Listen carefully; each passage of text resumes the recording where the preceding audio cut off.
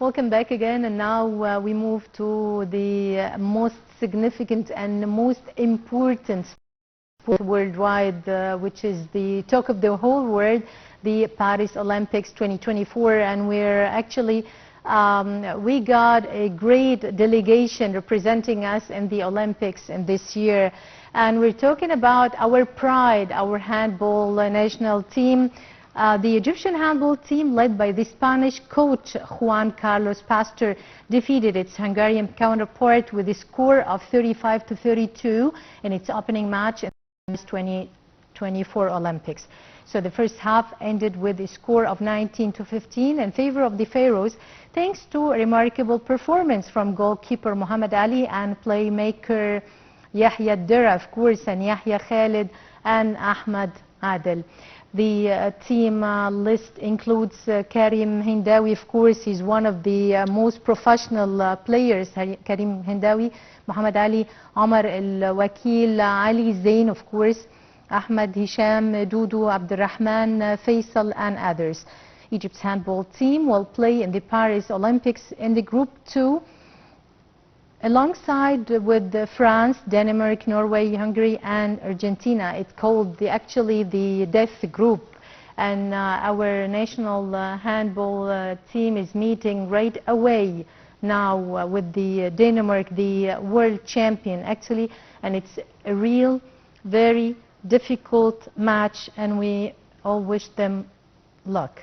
The Egyptian handball team also qualified for the Paris 2024 Games for the 8th time in its history of participation in the Olympic Games, having participated several times before, and 7 times before, in 1992, 1996, 2000, 2004, 2008, 2016, and 2020, of course, as we held the championship here in Egypt. So,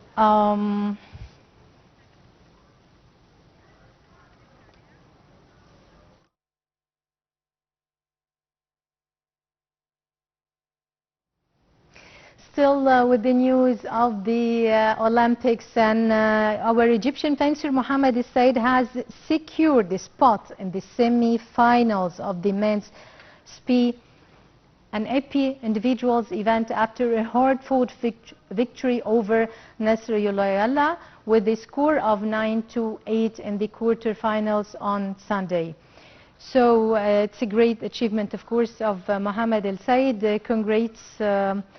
Congrats to Mohamed El Sayed and to Egypt, of course, and we are delighted to have on the phone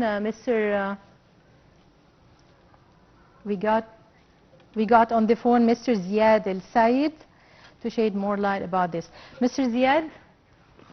Hello, greetings to you and your esteemed viewers. Glad to have you with us, and thank you for joining us. And first, of course, the very positive news from our representatives in the Olympics of Paris 2024. How you find it? Of course, the Egyptians were very delighted to witness a great achievement by our fencer Mohamed El Sayed, achieving the bronze medal in the EP event in Paris Olympics after defeating a number of the world-ranked champions. Mohamed's path wasn't easy at all, as he started his journey by defeating the Colombian champion 15-7, and then defeating the Italian champion by 15-10. And then he lost he lost in the semi-finals in a very tight game to the French champion, but then he managed to overcome his loss and achieve the bronze medal by winning the Hungarian champion in the bronze medal game by 9-8.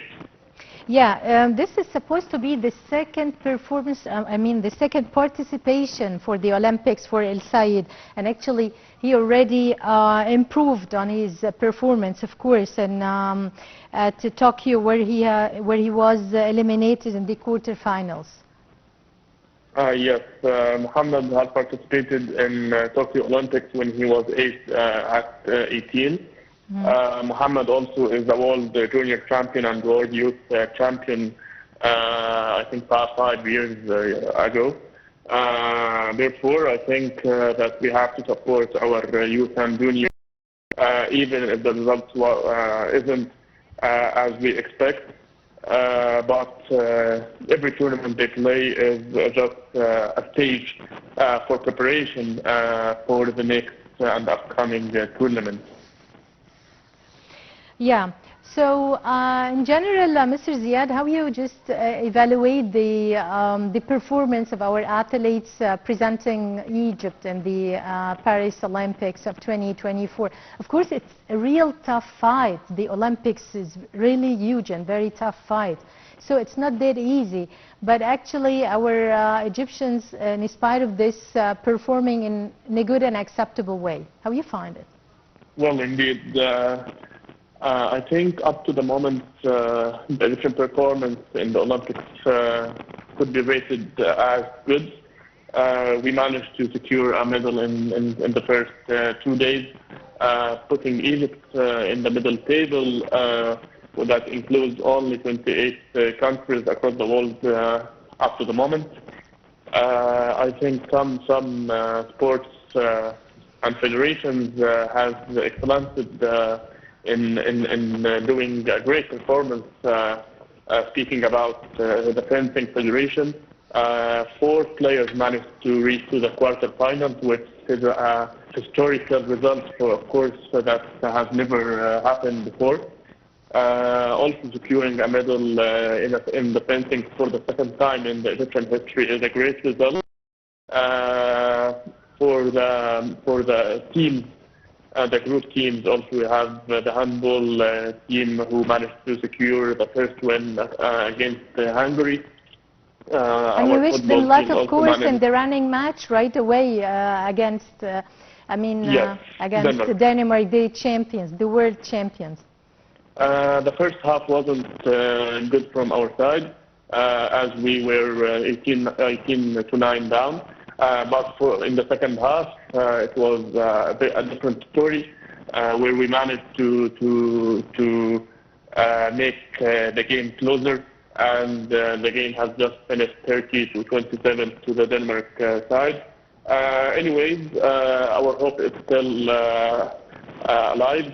The Egyptian team had 3 more games against Norway, France, and Argentina, and I believe that we can do it to the finals. This is what we all wish. All the best of luck of our our handball Egyptian team. Actually, we are standing all behind them because they are really a sort of honor to Egypt. And at the end of the phone, we are thanking you, journalist and sports expert, Mr. Ziad El Sayed. Thanks a lot for joining us. Thank you so much. Short break, dear viewers, and we'll come right away.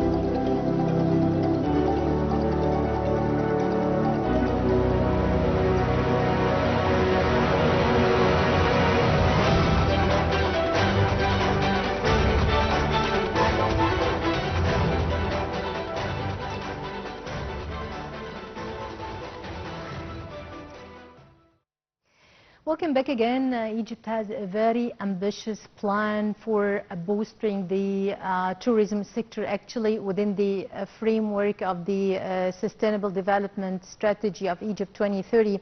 Actually, the tourism quota, which we are getting as a potential and targeting right away, is getting like 30 million visitors or tourists for Egypt a year. So that actually includes so many positive steps and forward steps to be done to achieve this and to implement such plan. So the government gave the go-ahead to a new 50 billion LE initiative for building and operating new hotel rooms to bolster the tourism sector. The funding aims to accelerate investment in construction and finishing efforts and is subject to prior approval of tourism and antiquities. Let's follow.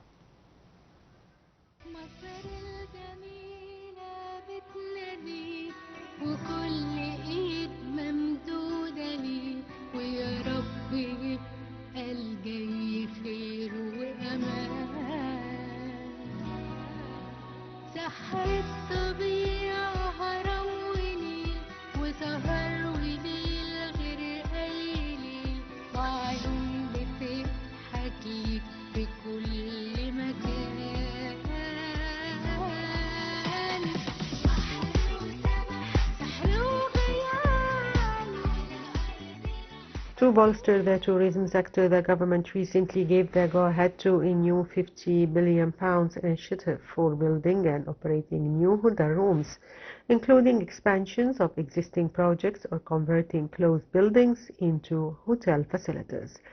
These expansions are projected to significantly strengthen the national economy, generating annual revenues estimated between $1 to $2 billion, excluding other taxes.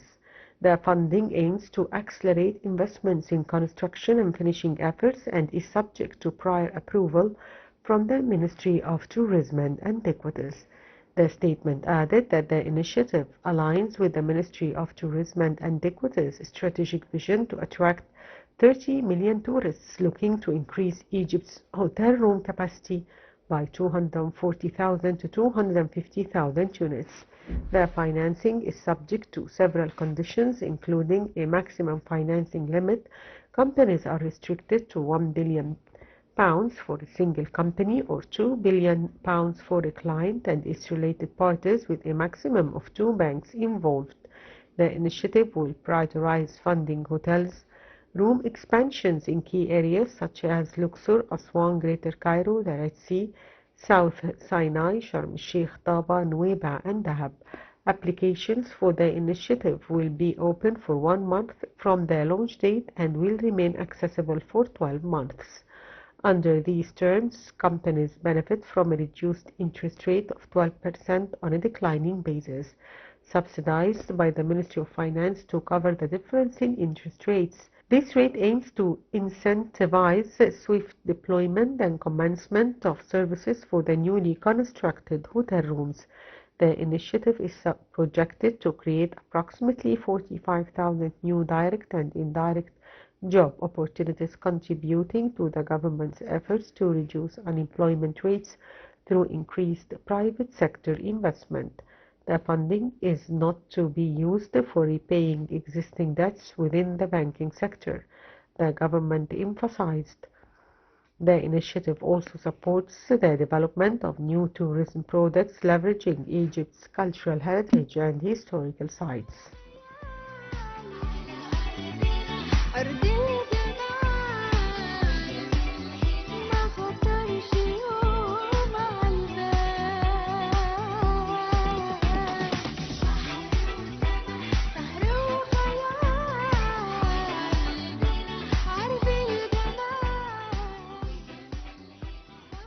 Well, dear viewers, by this we come to the end of our today's edition from Cairo Local Time. Thank you for watching and goodbye.